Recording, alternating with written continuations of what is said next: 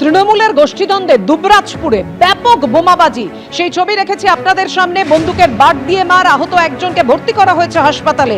গ্রাম দখল ঘিরে দুই নেতার অনুগামীদের সংঘর্ষ বাধে, খবর পুলিশ সূত্রে। লক্ষ্মীনারায়ণপুর পঞ্চায়েতের পাকুড়িয়া গ্রামে তুমুল উত্তেজনা। একদিকে মমতা বন্দ্যোপাধ্যায় তিনি সিইসি কে চিঠি দিচ্ছেন ফর্ম 6 নিয়ে, যেখানে তিনি বলছেন যে ভিন রাজ্যের ভোটারদের নাম যুক্ত করার একটা চক্রান্ত করা হচ্ছে, যা অগণতান্ত্রিক, অসাংবিধানিক। আর পাল্টা চাপ তৈরির কৌশল নেওয়া হয়েছে বিজেপির তরফেও। সিও দপ্তরে নালিশ জানানো হয় বিজেপির তরফে, যেখানে বলা হয় কেন্দ্রীয় বাহিনীর বিরুদ্ধে উস্কানি দিচ্ছেন মুখ্যমন্ত্রী। মুখ্যমন্ত্রীর বক্তব্যের ফুটে সিও দপ্তরে জমা দিয়েছে সরাসরি খুনের হুমকি মমতা বন্দ্যোপাধ্যায়। কেন মমতা বন্দ্যোপাধ্যায়ের বিরুদ্ধে ব্যবস্থা নেওয়া হলো না? মুখ্যমন্ত্রী কি আইনের ঊর্ধ্বে? প্রশ্ন শুভেন্দু অধিকারী।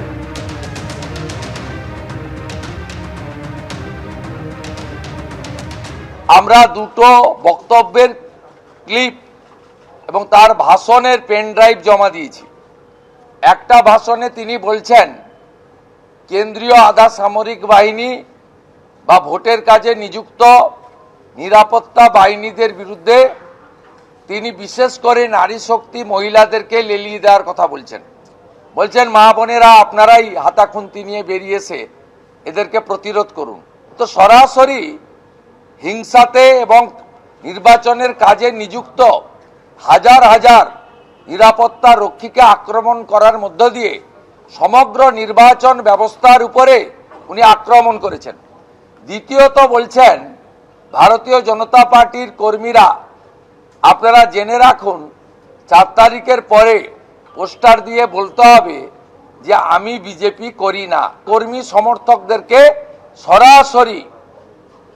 সরাসরি খুনের হুমকি দিচ্ছেন এই বক্তব্যের মধ্য দিয়ে। তাই কেন ব্যবস্থা নেওয়া হবে না? মমতা ব্যানার্জিকে কেন আপনারা ব্যান করবেন না, ব্যবস্থা নেবেন না? তিনি কি আইনের ঊর্ধ্বে? মুখ্যমন্ত্রী কবে খুনের হুমকি দিয়েছে?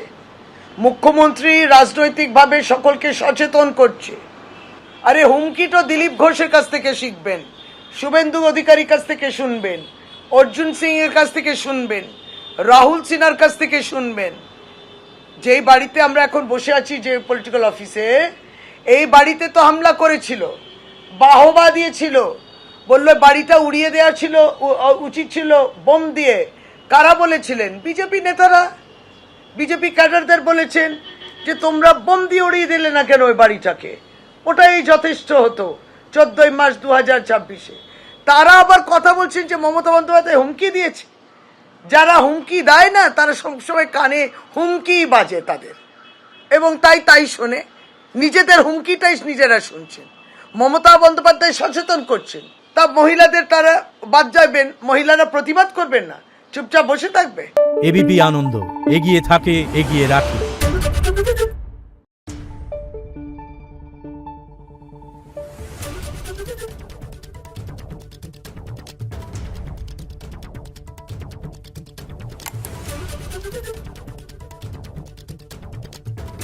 Thank you.